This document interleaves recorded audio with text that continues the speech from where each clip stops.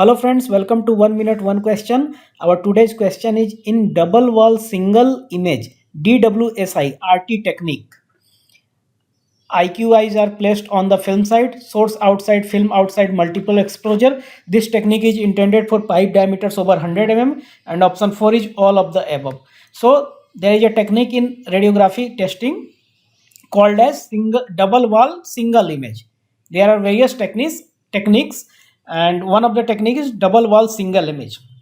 So in double wall single image, what are the different arrangements it is asking, whether where the IQI is placed, where the source is placed, and for how much pipe dia this technique is suitable. So what is the correct answer? Friends, the correct answer is option 4. I'll explain how. In double wall double image single image, the IQIs are normally placed on the film side.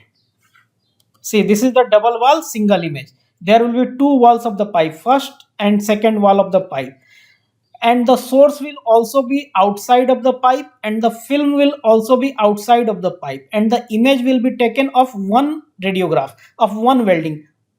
In this figure, the bottom welding image is being taken. The top welding will not be covered in this image, in this techniques. That is why it is called as double wall, means two walls are there but single image, only one welding image will come on the film. So double wall single image. So in this, IQIs are placed on the film side. On the film side there will be IQI, then source will be outside and film outside. Both source and film both will be outside and multiple exposures will be required to cover the welding.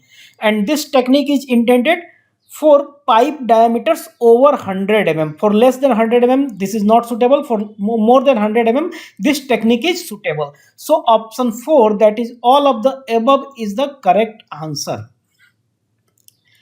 Now friends, my question for you, I would expect you to please write down the answer in the comment box. The answer is also available on my website. So you can visit my website if you don't know the answer to understand the answer and explanation. So the question is, what should be the maximum temperature of the material measuring the thickness using the manual ultrasonic pulse echo contact method? So you have to measure the thickness of any job by using ultrasonic pulse echo contact method. So what should be the temperature of the maximum temperature of the job which you can measure the thickness, for which you can measure the thickness?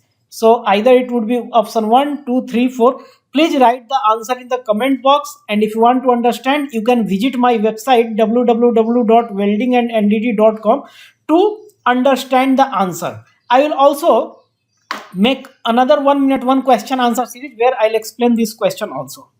So friends, very few people are joining my channel. This is please, I would request you to please join my channel. Joining is very easy and very cheap, and you can join my channel and you can support my initiative financially. This is a request to you all to please join. Since the amount is very small, anyone can join. So please join my channel and support my initiative financially. And we have come to an end of our today's video. Thank you very much.